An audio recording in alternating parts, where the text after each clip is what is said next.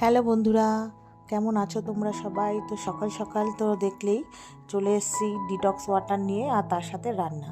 তো আজকে হাজব্যান্ডের অফিস হয়েছে, কিন্তু মেয়ের স্কুল ছুটি, একটা পুরোপুটি কাজ কম আছে। তো যাই হোক, ওখানে বরকে রান্না বান্না করে দিচ্ছি, আর আমি আমার ডিটক্স ওয়াটারটা প্রচণ্ডই গরম, তার জন্য খাওয়া একটু লেটে খাবো আর কি, তো ঠান্ডা হতে দিয়েছি। তো আজকে হচ্ছে রথযাত্রা, তো সবাইকে রথযাত্রার অনেক অনেক শুভেচ্ছা। তো তার সাথে তো আজকে বৃহস্পতিবার, তো আজকে ঘরে ঠাকুরকে সুন্দর করে পুজো দিয়েছি, ঠাকুরকে আজকে নতুন ড্রেস পরিয়েছি।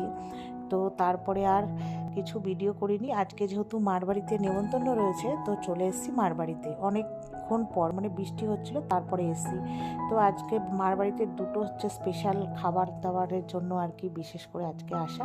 আর আজকে স্পেশাল প্রথমেই হচ্ছে খুদের ভাত। তো কে কে এই খুদের ভাত সম্পর্কে জানো, কোনোদিন খেয়েছো নাকি সেটাও জানিও।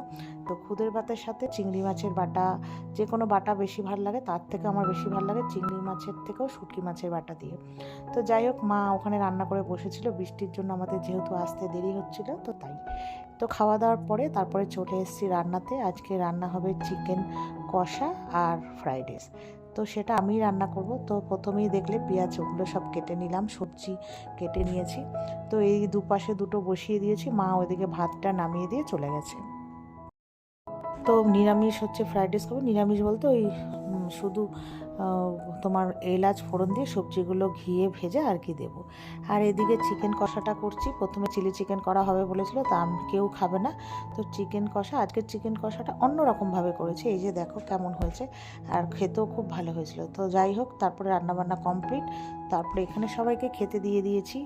তো এখানে একটু পেঁয়াজ, শসা, লেবু কেটে নিয়েছি, স্যালাড বানিয়েছি একটু লঙ্কার গুঁড়ো, বিট লবণ আর তোমার হচ্ছে লেবুর রস দিয়ে। আর সবাই খাওয়ার পরে এবার আমি, মা আর মেয়ে বসেছি। তো এই যে ফ্রাইড রাইস আর চিকেন কষা প্রথমে একটু তুলে রেখেছিলাম, আর একটু ঝোল দিয়েছিলাম।